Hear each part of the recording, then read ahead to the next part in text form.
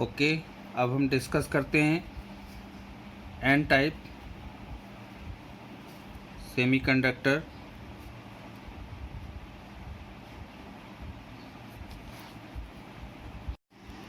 Hello friends, I hope all of you very well at your home and your education continue.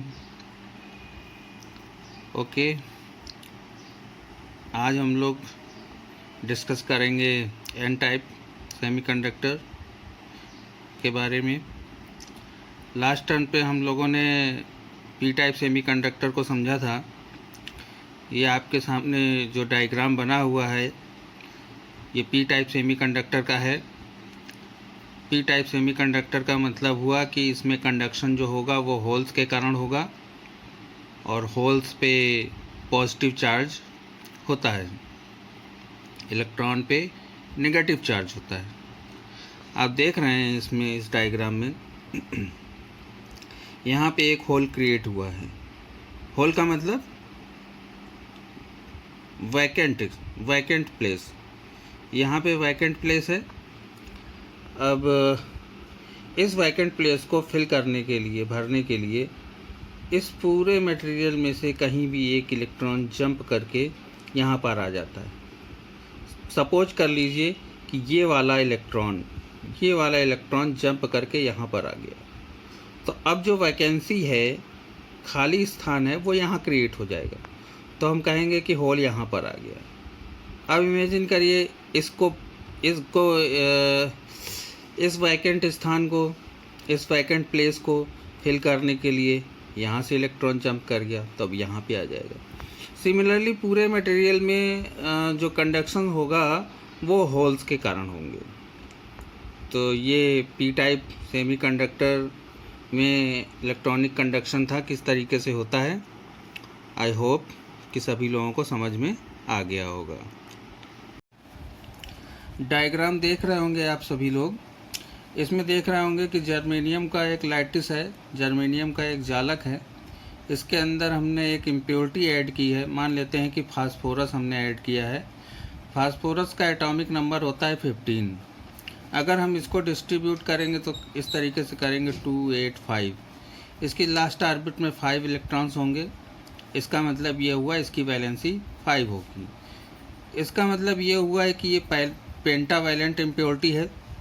तो हमने germanium में pentavalent impurity को doped कर दिया, मिला दिया, मिक्स कर दिया। तो अब देखते हैं कि जो फास्फोरस के इलेक्ट्रॉन्स हैं, 4 इलेक्ट्रॉन, ये जर्मेनियम के इलेक्ट्रॉनों के साथ साझा कर लेते हैं। मीन्स फास्फोरस के इलेक्ट्रॉन और जर्मेनियम के इलेक्ट्रॉन आपस में कोवैलेंट बॉन्डिंग कर लेते हैं, कोवैलेंट बॉन्ड बना लेते हैं। इसके पास एक इलेक्ट्रॉन फ्री बचता है। ये इलेक्ट्रॉन पूरे मटेरियल में मूव करने के लिए फ्री होता है। अब इस इलेक्ट्रॉन को, ये इलेक्ट्रॉन मूव करने के लिए फ्री होता है, अर्थात हमको मिल जाता है। इसको डोनर प्रॉपर्टीज कहते हैं, या इसको डोनर ही सीधे सीधे बोल देते हैं। अब ये इस इलेक्ट्रॉन को फास्फोरस के ऑर्बिटल से निकालने के लिए, क्योंकि जब ऑर्बिटल से निकलेगा तब ये मूव करेगा, ऑर्बिटल से निकालने के लिए कितनी एनर्जी की आवश्यकता होती है। अगर हमारे पास जर्मेनियम का मेटल है, जर्मेनियम मटेरियल लिया है, तो लगभग 0.01 इलेक्ट्रॉन वोल्ट एनर्जी की आवश्यकता होती है।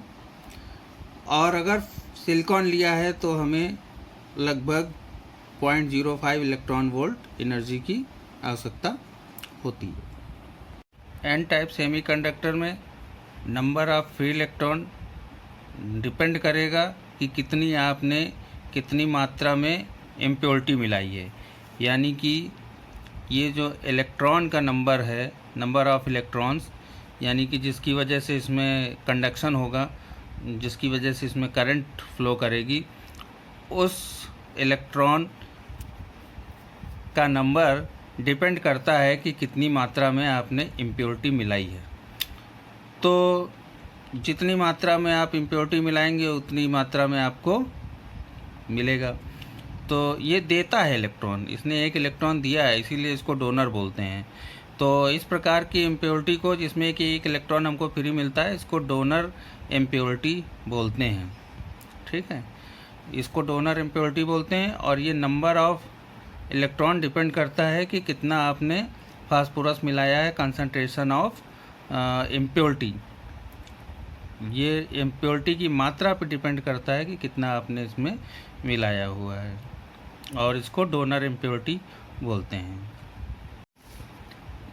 अब इसको डिस्कस कर लेते हैं कि फॉरबिडन गैप, यानी कि कंडक्शन बैंड और वैलेंस बैंड के बीच में जो गैपिंग होती है, उसको हम लोग एनर्जी बैंड गैप या फॉरबिडन बैंड गैप भी बोलते हैं, या फॉरबिडन गैप भी बोलते हैं।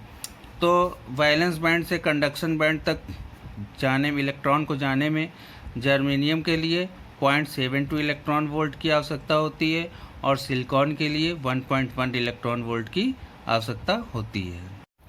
नंबर ऑफ इलेक्ट्रॉन्स, टेम्परेचर अगर हम बढ़ाते हैं तो टेम्परेचर का कोई इफ़ेक्ट नहीं होता है, नंबर ऑफ इलेक्ट्रॉन्स उससे नहीं बढ़ेंगे।